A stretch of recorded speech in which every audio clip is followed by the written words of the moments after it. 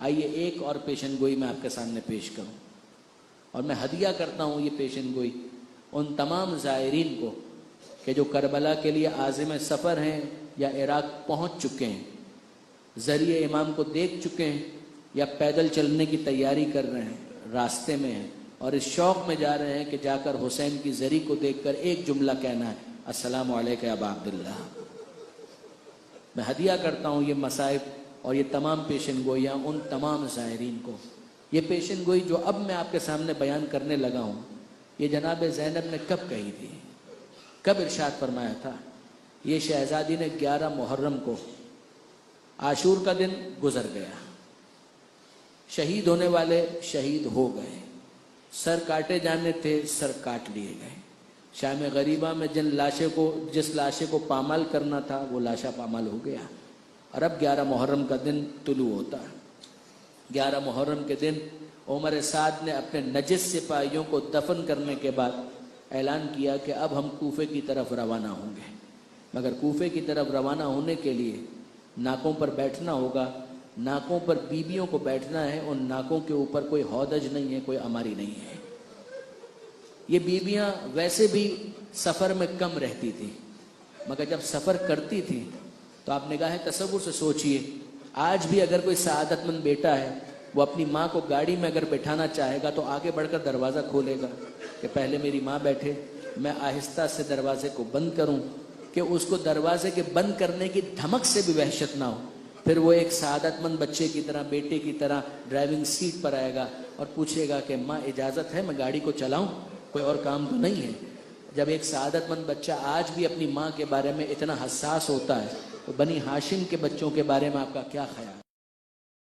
جناب لیلا اگر کبھی رخصت ہوں، سفر کریں، سواری پر بیٹھیں تو آپ اندازہ کر سکتے ہیں کہ علی اکبر کتنے احترام سے اپنی ماں کو سوار کراتے ہوں گے۔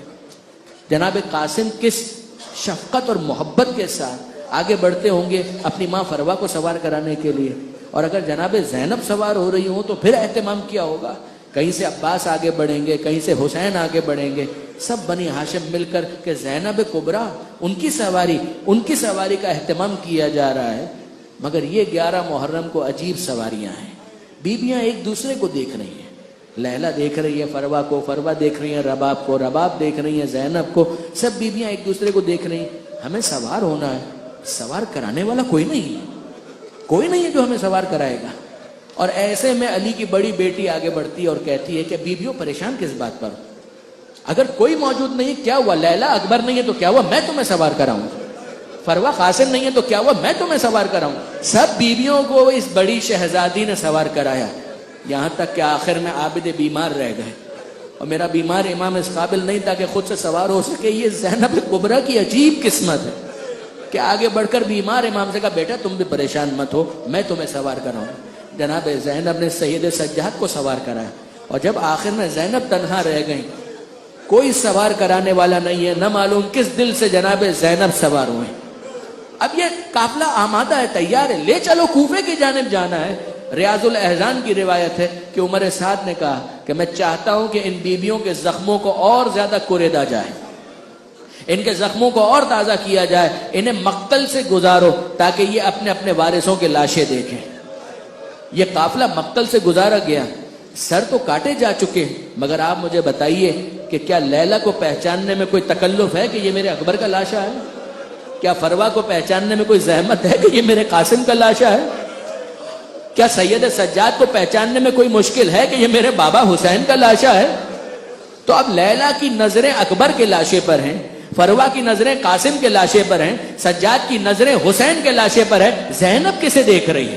زینب حسین کے لاشے کو دیکھیں گی یا اونا محمد کے لاشے کو دیکھیں گی؟ لیکن نہیں، روایت یہ بتاتی ہے کہ سجاد حسین کے لاشے کو دیکھ رہے تھے، زینب سجاد کو دیکھ رہی تھی۔ کہ اے میرے بھتیجے یہ تیری کیا حالت ہو گئی، یہ امام وقت امام زمانہ۔ مجھے یہ محسوس ہوتا ہے کہ اگر میرے بھتیجے کی توجہ کسی اور جانب مبذول نہ ہوئی تو امام وقت کی روح پرواز کر جائے گی۔ میں کیا ایسا کروں کہ سجاد کی نگاہیں لاشائے حسین سے ہٹیں؟ اس موقع پر جناب زینب نے ایک کام کیا، اور وہ کام کیا کیا؟ اپنے آپ کو ناکے سے گرا دیا۔ جیسے ہی جناب زینب ناکے سے گری سجاد کی نظریں ہٹی. ارے پھوپھی اماں آپ کو کیا ہو گیا؟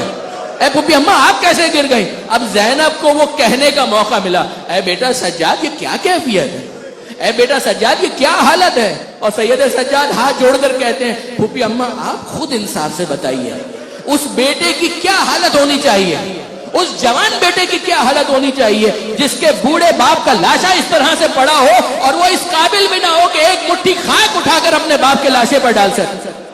جناب زینب نے اس موقع پر وہ پیشن گوئی کی کہ جو میں ہدیہ کرتا ہوں زائرین کو. جناب زینب کہتی ہے مگر اے بیٹا اس طرح سے ہمیشہ نہیں رہے گا, یہاں معاملہ ہمیشہ ایسا نہیں رہے گا. ایک وقت آئے گا قبریں بنیں گی, قبروں پر روزے بنیں گے اور دور دور سے لوگ آئیں گے زیارت کے شوق میں, میلوں سفر کر کے آئیں گے, سفر کی صعوبتیں برداشت کر کے آئیں گے اور اس خواہش کے ساتھ آئیں گے کہ ہمیں اس مظلوم امام کی زیارت کرنی ہے. وہ آ کر فقط ایک جملہ کہنے کا شوق رکھتے ہوں گے کہ وہ آ کر کہیں ذریعے حسین کو دیکھیں اور کہیں السلام علیکہ یا ابا عبداللہ, اے ہمارے مظلوم آقا ہمارا سلام قبول کیجئے, اے ہمارے غریب آقا ہمارا سلام قبول کیجئے.